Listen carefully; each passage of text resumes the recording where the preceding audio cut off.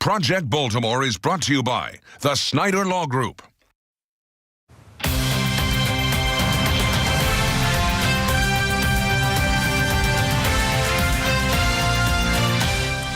One week after a Project Baltimore investigation, the Department of Education is taking action. The DOE tells Fox 45 it's now looking to improve how grant applications are reviewed and scored. And tonight, our investigation continues with the tale of two Baltimore City charter schools who both won a federal grant.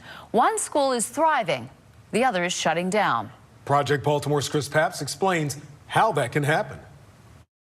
Govins Elementary and NACA are the only two schools in Maryland to ever receive the prestigious Charter School Expansion Grant from the U.S. Department of Education. During our investigation, we learned what happened to these two schools after they got the grant is very different. But what happened before is exactly the same. The moment, though, that you found out you got the grant, that had to be a really exciting moment. It was really exciting. It was it was a real validation of our plan, if you will, that not only do we think we're doing the right thing, but the Department of Education thinks we're doing the right thing as well. Laura Doherty remembers that day in 2015 very well. The day her charter school became the first in Maryland to win a prestigious expansion grant from the U.S. Department of Education. That year, just 12 schools nationwide won this particular grant, totaling $85 million. Doherty's school got nearly $300,000 of that. We were thrilled. Doherty runs the Baltimore Curriculum Project, the largest charter school operator in the city. They have 5 schools. The grant went to Govins Elementary in North Baltimore. And Govins is a really great school. It's somewhat of it's a somewhat hidden gem. Doherty tells Project Baltimore some of the grant was used for marketing, pamphlets, brochures, their sign out front. But most went for an academic coach for the school's teachers, and it appears to have worked. Govins' test scores have significantly increased. English proficiency has nearly tripled. We're really pleased. For 2 years, Govins remained the only school in Maryland to receive this grant.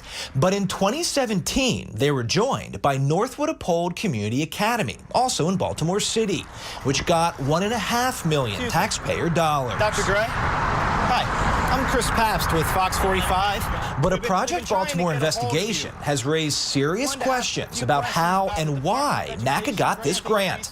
We looked at the school's grant application and found the numbers don't add up. For example, NACA told the federal government its 2013 reading scores were 8 points higher than the state average. But according to State Department of Education data, they're actually 15 points lower. Plus, despite winning that $1.5 million grant, Baltimore City School Board voted in January to close NACA, saying it had a pattern of not complying with federal education law and was deemed not effective in managing grants. We've been trying to get a hold of you. Wanted to ask a few questions about the Department of Education grant that you recently received. When we tried to ask NACA's founder, Dr. Cecil Gray, about all of this, he refused to speak with us. But North Avenue told Project Baltimore that before issuing grants, the U.S. Department of Education does not contact local school systems to ask questions. The DOE declined an on-camera interview, but is taking action to correct the issues Project Baltimore has exposed. 1 week after we broke this story, we received this statement from the DOE's press secretary. The department is committed to being a good steward of taxpayer dollars and holding all grantees accountable. Any instance of fraud, waste, and abuse will be investigated. All grant applications will go through a rigorous peer review process.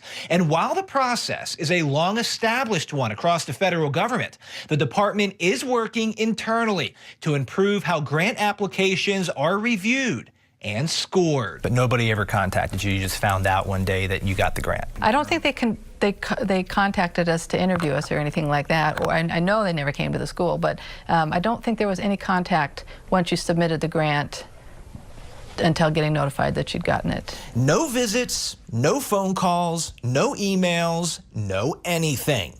And next year, the U.S. Department of Education will issue $500 million in grants to charter schools, a $100 million increase from just 2 years ago. We need to create schools that families really want to bring their kids to. Dr. Gray, can you answer just a few of our questions? We've been trying to get a hold of you. And where all of the kids are successful and that they're fun, lively places for people to be. That's our goal.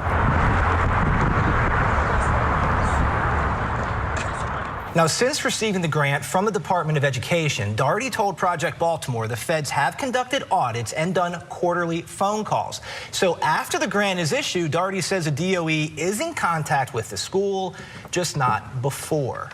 Well, Chris, can the Department of Education revoke this grant if they now have concerns? Well, concerning NACA, so far they've paid out about $500,000 of this grant. And not only can they choose to withhold the rest of that money from NACA, they can also make Dr. Gray pay back the money that he has already received in the grant.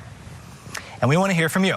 Do you have a follow the money the story that you want us to investigate? Call our hotline, send me an email, go to foxbaltimore.com to follow our progress. I'm Chris Pabst, and this is Project Baltimore. Chris, thank you. Thank you.